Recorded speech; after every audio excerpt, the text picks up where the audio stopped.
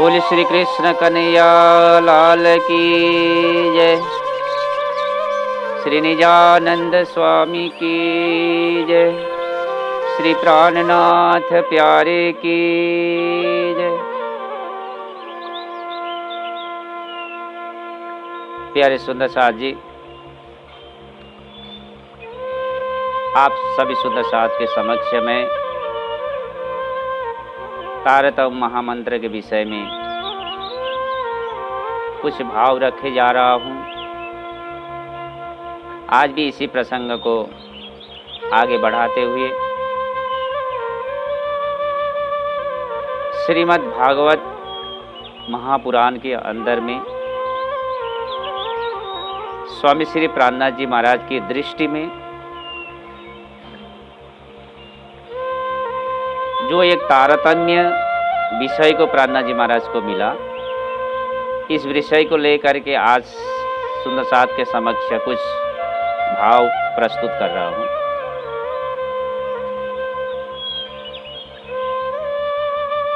हमारे हिंदू सनातन धर्म के अंदर में सर्वप्रथम 4 वेद, 6 शास्त्र, 108 उपनिषद और 18 महापुराण बहुत महत्व के ग्रंथ हैं। 18 महापुराण के मध्य श्रीमद् भागवत जो महापुराण को शास्त्रकार ने ऐसे वर्णन किया कि श्रीमद् भागवत महापुराण वेद का एक कल्प वृक्ष है, वेद का सार है। इसी प्रसंग को व्यासदेव ने भागवत के पहले अध्याय में, पहले स्कंद के पहले अध्याय में एक श्लोक रखे हैं। निगम कल्पतरो गलितम फलम सुखमुखादमृत द्रव संयुतम पीवत भागवतम रसमालयम मुरहो रसिक भुवि भावुकः।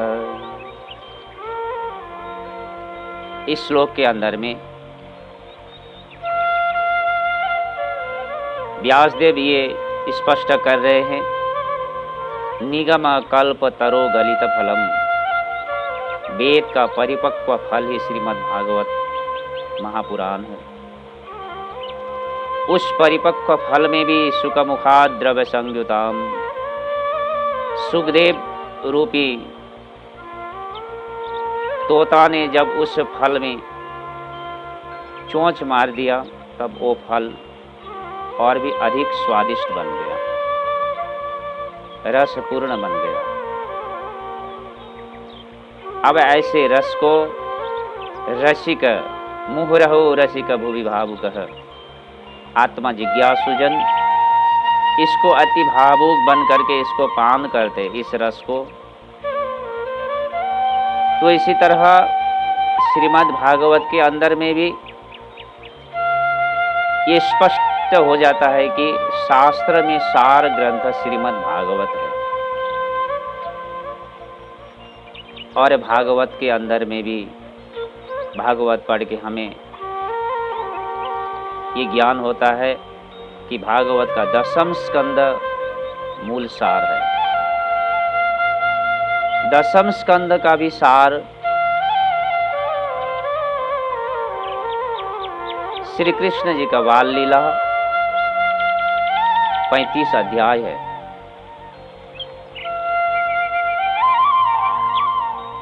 पैंतीस अध्याय में भी जो सार है रास पंच अध्याय।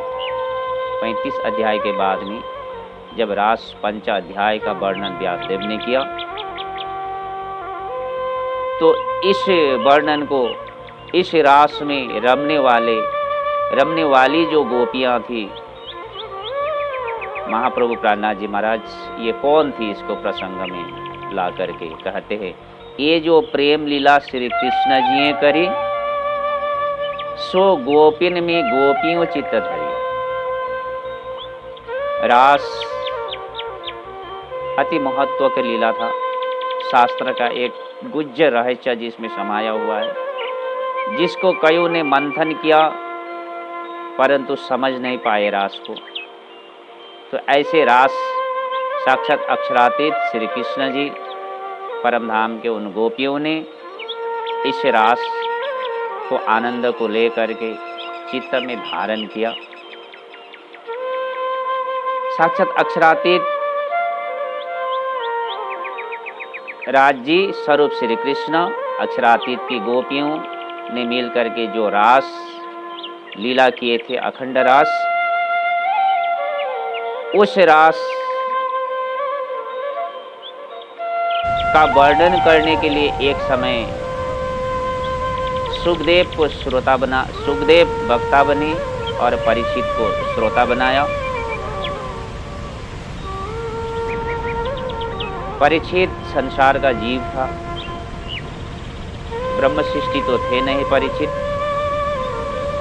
संसार के जीव, और सुखदेव अक्षर के पंचवासना।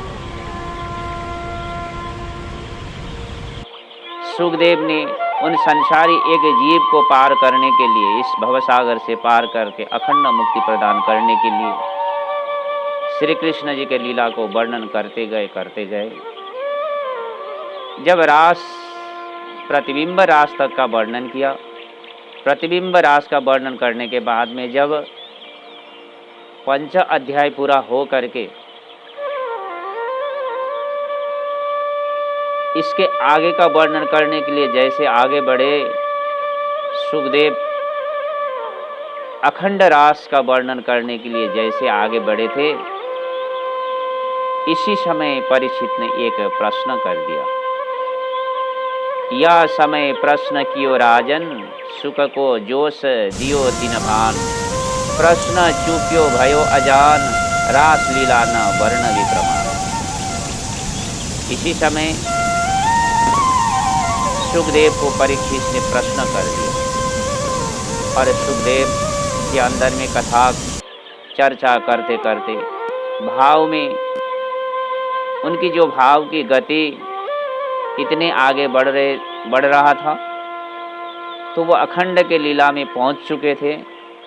परंतु जैसे ही यहाँ परीक्षित ने प्रश्न कर दिया, सुख को जोश दियो तीन भान, परीक्षित ने उनके जोश, सुखदेव का जोश को भान दिया, मिटा दिया। वहाँ से वो लौट करके पीछे आना पड़ा। प्रश्न चूक्यो भयो अजान, बीच में प्रश्न करने के कारण सुखदेव अजान हो गए, अब उस अखंड रास से वंचित हो गए। रास लीला न वर्ण विप्रमाण, उस अखंड रास लीला को वर्णन कर नहीं पाए। नहीं तो प्यारे सुंदर साथ जी, आप विचार करके देखें, ब्रज लीला से भी रास लीला इतनी महिमा की लीला है।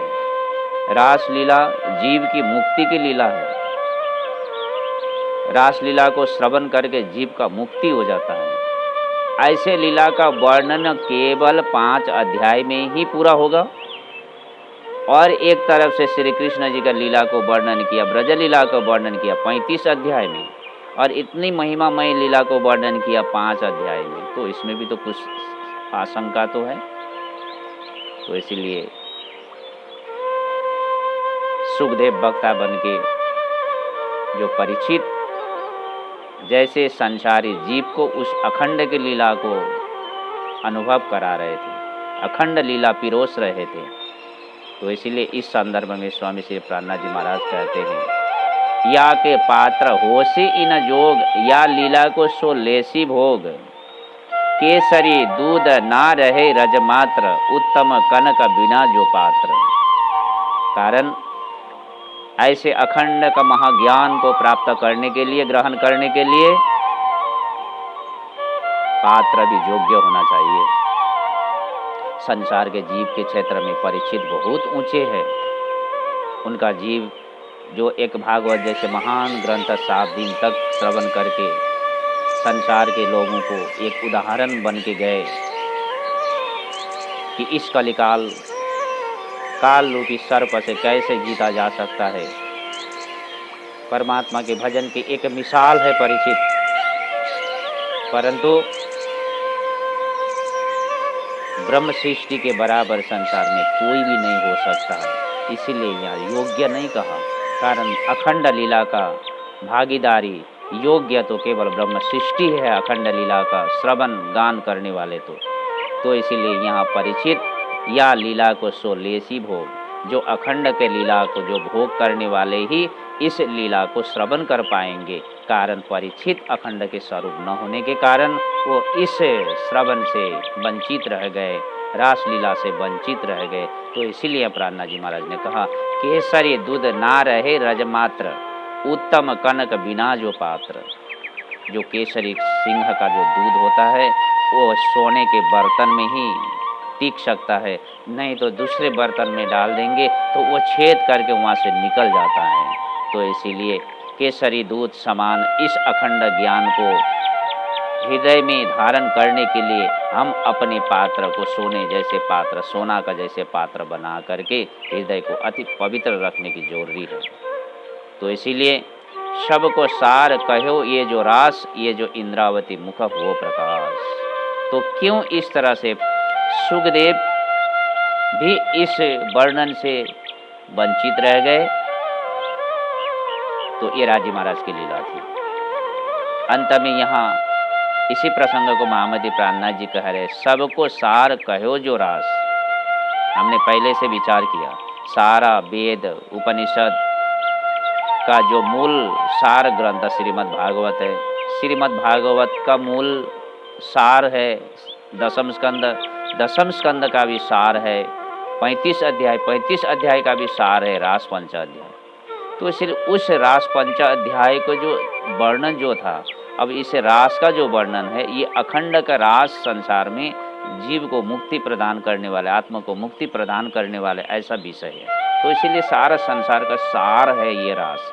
तो इसलिए ऐसे विषय को सुखदेव द्वारा वर्णन नहीं हो सकेगा। ये अखंड के विषय को वर्णन करने के लिए अखंड का ही स्वरूप संसार में अवतरण होना पड़ेगा। 28वें कलयुग में 120 साल के लीला ब्रह्म सृष्टि द्वारा जब संसार में हुआ, स्वामी श्री प्राणनाथ जी इस संसार में आए तो ये जो इंद्रावती मुख हो प्रकाश, तो इसलिए ये अखंड रास का वर्णन इंद्रावती के मुख द्वारा तारतम ज्ञान द्वारा प्रकाश हुआ। प्यारे सुंदर साथ जी देखिए, संसार में कईयों ने कितने उपाय किया ऐसे अखंड के फल को प्राप्त करने के लिए, अखंड के ज्ञान को प्राप्त करने के लिए, परंतु जो वहाँ के योग्य न हो, समय काल पात्र के अभाव के कारण ऐसे अखंड ज्ञान संसार में अवतरण नहीं हुआ था। आज ऐसा समय आ पहुँचा है, तारतम संसार में, तारतम के ज्ञान द्वारा संसार में ऐसे गुज्जतम रहस्य आज स्वामी श्री प्राणनाथ जी के मुखारविंद से जाहिर हो रहा है। और उस तारतम को आज हम श्रवण मनन चिंतन कर रहा हूँ, पढ़ रहा हूँ, उसको हम मंथन भी कर रहा हूँ।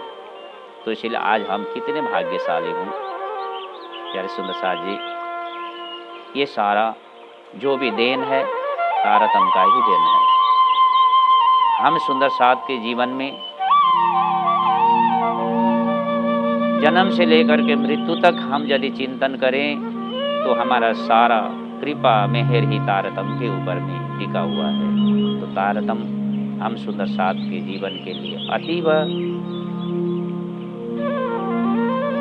गहरा एक विषय है। इसे जितना चर्चा करें, जितना मनन चिंतन करें, कमी ही रह जाती है। तो इसलिए इस विषय वस्तु पर सुंदर साथ को मैंने थोड़ा सा भाव रखा। कुछ भूल त्रुटि हो तो आज के विषय में सुंदर साथ से क्षमा चाहते हुए मैं मेरी वाणी को आज विराम दे रहा हूँ। बोले श्री कृष्ण कन्हैया लाल की जय। बाबा जी दयाराम साहेब आपकी सदा ही जय। प्रणाम सुंदर साथ जी।